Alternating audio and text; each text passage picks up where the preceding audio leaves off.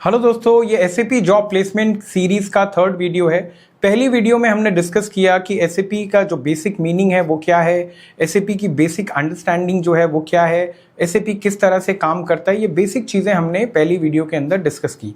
उसके बाद हमने दूसरी वीडियो आपसे शेयर की। उसके अंदर हमने जो डिस्कशन किया वो ये किया कि 2026 में एसएपी कितना इंपॉर्टेंट रोल प्ले करता है मल्टीनेशनल कंपनी को ग्रैब करने में, या फिर उसमें जॉब अगर आप ज्वाइन करना चाहते हैं तो एमएनसी कंपनी में कितना बड़ा रोल प्ले करता है एसएपी की नॉलेज या एसएपी का एक्सपोजर। ठीक है, वो सारी चीज़ें हमने आपको बताई। इसके अलावा हमने आपसे डिस्कस किया कि ये जो कंपनीज हैं, खासकर फॉर्च्यून 500 कंपनीज या बड़ी कंपनीज, ये क्यों एसएपी पे इतना ज़्यादा ट्रस्ट करती हैं, ये इतना टाइम से एसएपी सॉफ्टवेयर को क्यों यूज़ कर रही हैं, एसएपी सॉफ्टवेयर में ऐसी क्या बात है, वो सारा डिस्कशन हमने इसमें किया। अब हम थर्ड एक वीडियो क्रिएट कर रहे हैं और जो एसएपी जॉब प्लेसमेंट सीरीज से रिलेटेड ही है, और इसके अंदर जो हमने कोर वैल्यू डिस्कस की थी या कोर रिक्वायरमेंट डिस्कस की थी कि एसएपी सॉफ्टवेयर की कोर रिक्वायरमेंट होती है, जो कंपनी है, ऑर्गेनाइजेशन है, उसके जो रिसोर्सेज हैं, ठीक है, रिसोर्सेज जो हैं उसे इफेक्टिवली और एफिशिएंटली मैनेज करना, ये मेजर काम होता है एक सॉफ्टवेयर का। ईआरपी टूल या सॉफ्टवेयर बोल सकते हैं, एसएपी बोल सकते हैं उसे।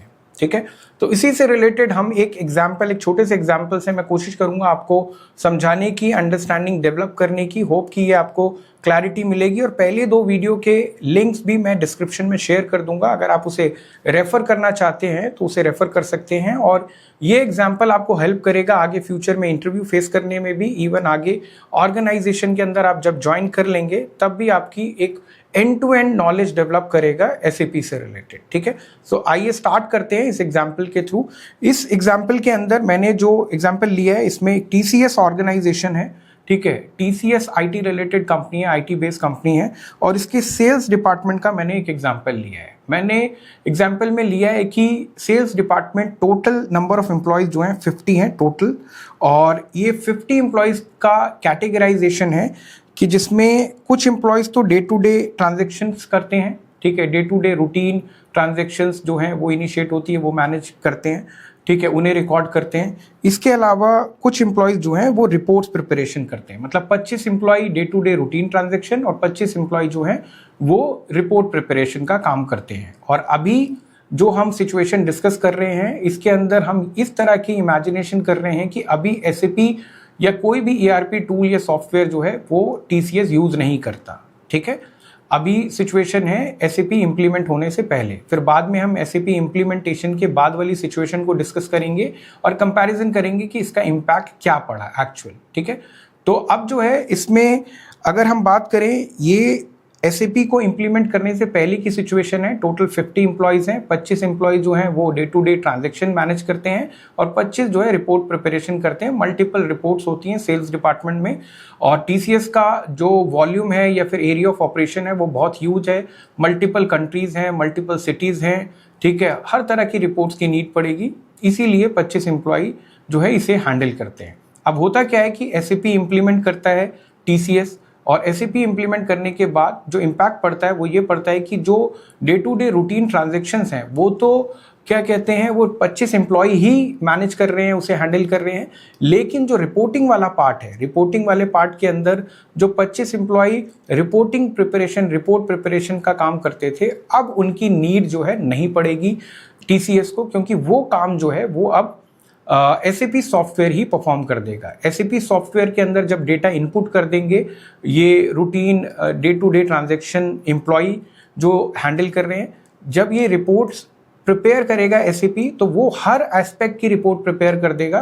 तो इन एम्प्लॉयज़ की नीड नहीं पड़ेगी जो बाकी के 25 एम्प्लॉय जो पहले रिपोर्ट प्रिपरेशन का काम करते थे। ठीक है, तो ये क्लैरिटी आपको डेवलप हुई होगी। हाँ, हो सकता है कि ये रिपोर्ट प्रिपरेशन के लिए, ठीक है, ये रिपोर्ट प्रिपरेशन के लिए अब इनकी एम्प्लॉय की ज़रूरत नहीं पड़ेगी। हो सकता है कि 1 से 2 एम्प्लॉय, ठीक है, वो कंपनी जो है वो रख ले सिर्फ मैनेज करने के लिए क्या, या रिपोर्ट एक्सट्रैक्ट करने के लिए, जो रिपोर्टिंग से रिलेटेड टी कोड्स हैं वो रन करने के लिए। टी कोड जो है, टी कोड का फुल फॉर्म होता है ट्रांजैक्शन कोड।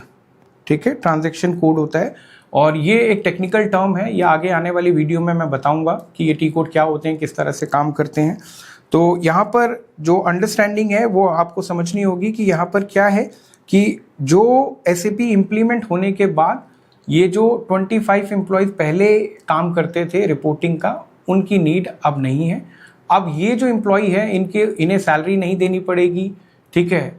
ये जो है इनकी सैलरी ना देने की वजह से मतलब ये कंपनी में अब नीड नहीं है इनकी, ठीक है। तो सैलरी सेव हो जाएगी तो कॉस्टिंग बचेगी, तो कहीं ना कहीं कंपनी का बेनिफिट है, ठीक है। या फिर ये एम्प्लॉयज़ जो हैं हम या फिर कंपनी किसी और डिपार्टमेंट में किसी और एक्टिविटी के अंदर यूटिलाइज कर सकते हैं, ठीक है। तो आपको ये ओवरऑल अंडरस्टैंडिंग डेवलप हुई होगी कि SAP के इम्प्लीमेंट होने के बाद, ठीक है, जो रिसोर्सेज ये जो एम्प्लॉयज़ हैं ये भी रिसोर्सेज ही होते हैं, रिसोर्सेज की कैटेगरी में आते हैं।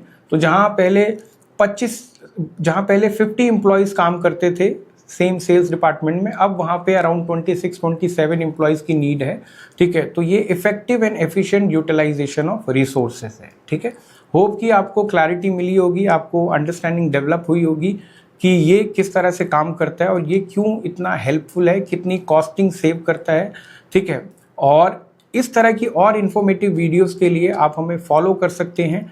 आपका अगर कोई माइंड में सजेशन, क्वेरी SAP से रिलेटेड कुछ है तो कमेंट सेक्शन में भी आप लिख सकते हैं, या फिर आप स्ट्रगल कर रहे हैं जॉब से रिलेटेड, मल्टीनेशनल कंपनी ज्वाइन करना चाहते हैं। हम already more than 5000 candidate already place करा चुके हैं 300+ MNCs में, ठीक है। और आप भी चाहते हैं कि MNC कंपनी ज्वाइन करना, तो आप कैप्शन में दिए हुए नंबर पर या डिस्क्रिप्शन में दिए हुए नंबर पर कॉल या व्हाट्सएप करके भी हमें कनेक्ट कर सकते हैं।